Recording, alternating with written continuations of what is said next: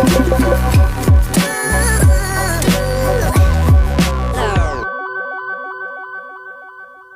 everyone and welcome back to my channel, and if you're new here, my name is Kaylin and today I wanted to talk about another 10 frugal tips to help you save money. And the more I make these videos, the more it's becoming difficult to kind of keep track of what I've already said, so excuse if there's any repetition, but I'm trying not to repeat myself too much, but I just don't remember every single thing I've ever said in a video and I don't really feel like rewatching them. I don't like watching myself unless I have to edit it, so yeah, hopefully these tips will be helpful to somebody. And I just was out for my morning walk with my dog and I was thinking up ideas as I was walking. I just feel like walking is a really good time to brainstorm and kind of have breakthroughs as well. So number one is to round up your spending. So if you spend for example £4.90, put 10p in your savings when you get home and round it up to £5. Make it a round number and put the rest into savings, and even if it's just small amounts, it will build up over time. And if you can put it in an account that you don't use much, that you can kind of forget about, and then that's its only use, it is a good way to build up some savings without having to kind of aim for big amounts. Number two is to make some creative dinners using the ingredients you already have at home.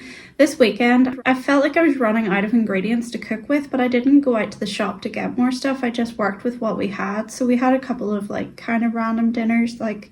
Saturday we had a lentil and sweet potato curry, and I made my own flatbreads, and then we had rice with it, and everybody ate it, which surprised me because I thought my kids would turn their noses up at it, but they did eat most of it. And then yesterday I made I was going to make a roast dinner, and then I realized I didn't have any potatoes, so I ended up using frozen sausages we had, and I made sausage pasta with a tomato sauce and carrot in it, and then I made some baguettes as well with the flour that we had in the house. So if you just get creative with what you make, you can save a lot of money, because I find that a single trip to get 1 or 2 meals can turn into an expensive outing. Number three is to lower your thermostat slightly, because I've done this before and you don't notice a couple of degrees, as long as it's not absolutely freezing. If it's a kind of bearable temperature and you lower it by a couple of degrees, you're not going to notice the difference, but it will make a difference to your bills. Number four is to look after your car if you have one, and I try to do this as best I can. I change the oil and I make sure the wiper fluid's always topped up. I clean my car inside and out. I just try to take good care of it so that it lasts longer and it works well and it's very reliable, and yeah, I just do what I can to keep it in good condition. If I didn't have a car, which I haven't at periods in my adult life, I would just make use of public transport a lot and walk as much as I possibly can, and get a bus pass if it works out cheaper overall. Number five is to surround yourself with other frugal people, because if you're surrounded by people that have different kind of aims in life than you, it will be hard to kind of stay on track, because you're looking at their lives and seeing the things that you don't have all the time, or you're seeing the kind of things that they're pursuing and a particular lifestyle that they want to have, and you feel like the odd one out a lot. I just think it really helps to have some people around you that have the same goals in life and the same frugal mindset, and you can keep each other inspired and share ideas, and it's just a really good way to keep yourself positive about your whole frugal lifestyle. Number six is to cook multiple things at once in the oven. For example, if I'm making roast potatoes to go with dinner, I will then try and put in a loaf of bread that I've made or something I've baked for dessert at once, so that you're not using the oven all day and you're filling up the shelves and not wasting energy. And then also, if you leave the oven door open when you're finished cooking for a while, it will just warm up the room. Number seven is don't buy poor quality items, even secondhand, because sometimes you can find bargains in charity shops, and I have started more and more to look at the brand of the items that I am thinking about buying, because I'm actually really put off now by cheap high street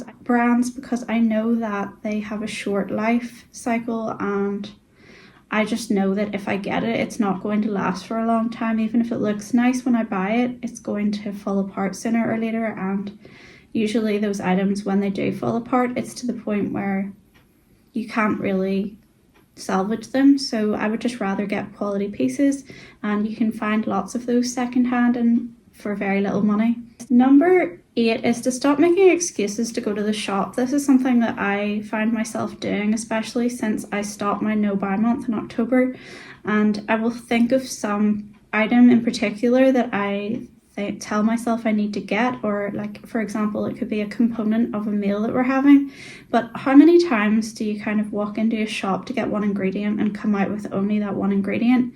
Like, maybe you're very disciplined and good at that, but I'm not. Like, if I go into a shop and I'm not intentionally trying to not spend, and I have gone for a single item, I will always find offers along the way and get sucked in by the displays. And I just think if you can find a way around it and work with what you have instead and not make excuses to go to the shop for one thing, it'll save you so much money. Number 9 is one that won't apply to everyone, but it definitely applies to me, and I'm sure there's a lot of people that are kind of creative or they just like writing and stuff that it applies to, and that's to stop buying new notebooks and pens, because usually if you like notebooks and you use them, you will have them lying around your house. You can always finish one that's started. Like, there's nothing wrong with that. You don't need a new notebook for every new project. And I find that the only time that I really need to buy pens is when my children make them disappear. Like, we have this pen holder in our kitchen and all of the pens for the household go into it.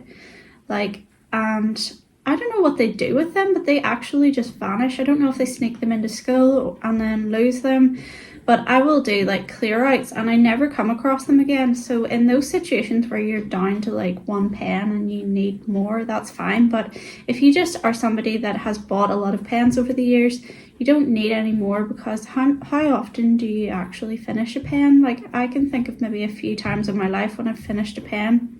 Usually if we run out, it's because they've gone missing, but actually using all the ink in one takes quite a long time to do. Number 10 is to use less of everything. So like, think of all of the kind of items that you use, like toiletries wise and in the kitchen and for cleaning. If you can just reduce the amount you use by half, it will still like serve its purpose, but it will save you so much money. For example, I think a lot of people use a huge amount of shampoo, and I've noticed this because probably from watching my own kids wash their hair at the pool.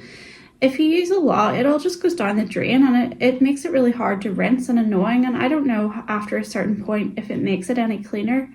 I don't use huge amounts of shampoo anyway because my hair is very dry, but like, I think that most people probably use more than they need to. And the same with shower gel. Like, I think that it can be a good thing to use a cloth or a sponge or something like that and kind of ration it, because if you just put it all over your body, like, you end up using tons of it without even realizing that you're doing it.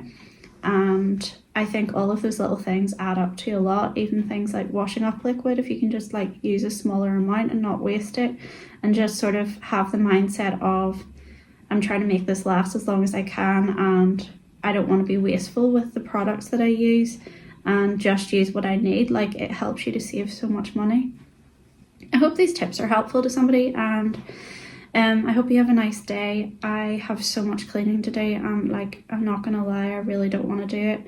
I have to clean my car as well, and we had a hot chocolate spill at the weekend when we did our festive drive, so that's going to be fun to clean up. Yeah, and I just need to get myself in the right mindset for cleaning. I need to do some decluttering as well, because I can feel the clutter creeping in again.